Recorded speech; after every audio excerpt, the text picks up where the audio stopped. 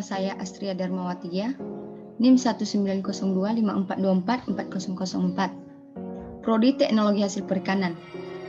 Pada video kali ini saya akan membahas mengenai ekosistem terumbu karang. Yang pertama yaitu definisi terumbu karang.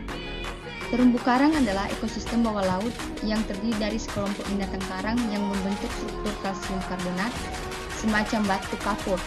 Ekosistem ini menjadi habitat bagi berbagai satwa laut.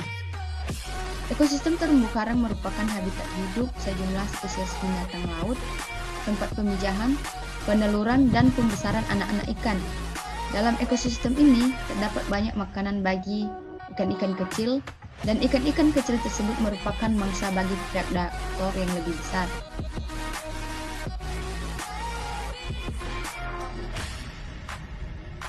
Faktor-faktor lingkungan yang mempengaruhi perkembangan ekosistem terumbu karang yaitu suhu salinitas, cahaya, kedalaman, kecerahan, gelombang, dan arus. Meskipun terlihat kokoh seperti batuan karang, ekosistem ini juga sangat rentan terhadap perubahan lingkungan. Suhu optimum bagi pertumbuhan terumbu karang berkisar 26-28 derajat Celcius.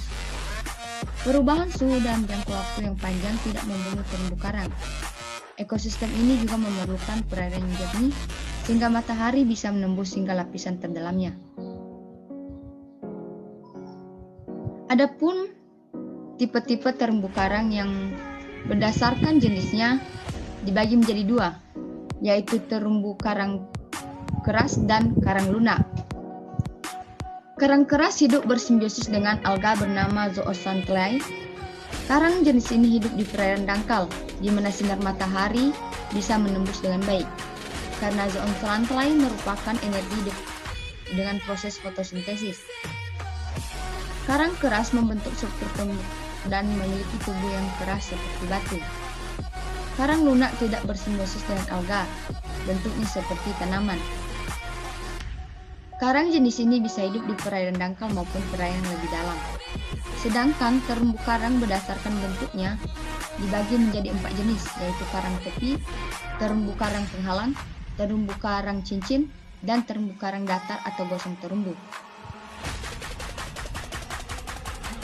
Adapun ciri-ciri ekosistem terumbu karang yang pertama yaitu terdapat di laut yang memiliki temperatur tinggi, terdapat di laut yang memiliki kadar garam tinggi, terdapat di laut yang memiliki intensitas cahaya tinggi, terdapat pada wilayah yang memiliki iklim dan cuaca stabil, terdapat pada laut yang arusnya terus bergerak, terdapat karang terbentuk karena adanya ribuan hewan polip yang memancarkan warna yang menarik. Pada terumbu karang terdapat banyak organisme laut yang saling bersimbiosis. Yang ke-8, terumbu karang dapat menghasilkan zat kapur atau CO3. Dan yang ke-9, terumbu karang memiliki warna yang menarik yang dapat mencerminkan kondisi perairan lautnya. Adapun struktur komunitas terumbu karang yaitu berdasarkan beraneka ragam vertebrata, beraneka ragam ikan, reptil, dan ganggang atau rumput laut. Asosiasi terumbu karang merupakan sistem yang statis dan sederhana, melainkan suatu ekosistem yang dinamis dan kompleks. Tingginya produktivitas primer di ekosistem terumbu karang bisa mencapai 500 gram, memicu produktivitas sekunder yang tinggi, yang berarti komunitas makhluk hidup yang ada di dalamnya sangat beraneka ragam dan tersedia dalam jumlah yang melimpah.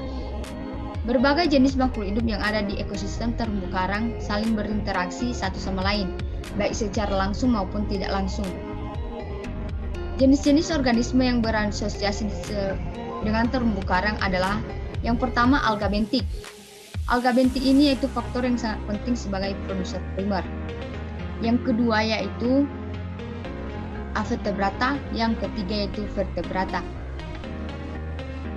Adapun habitat terumbu karang yang yaitu umumnya hidup di pinggir pantai atau daerah masih terkena cahaya matahari, kurang lebih 50 meter di bawah permukaan laut. Beberapa terumbu karang dapat hidup jauh di dalam laut dan tidak memerlukan cahaya. Namun terumbu karang tersebut tidak bersimbiosis dengan zooxanthellae dan tidak membentuk karang.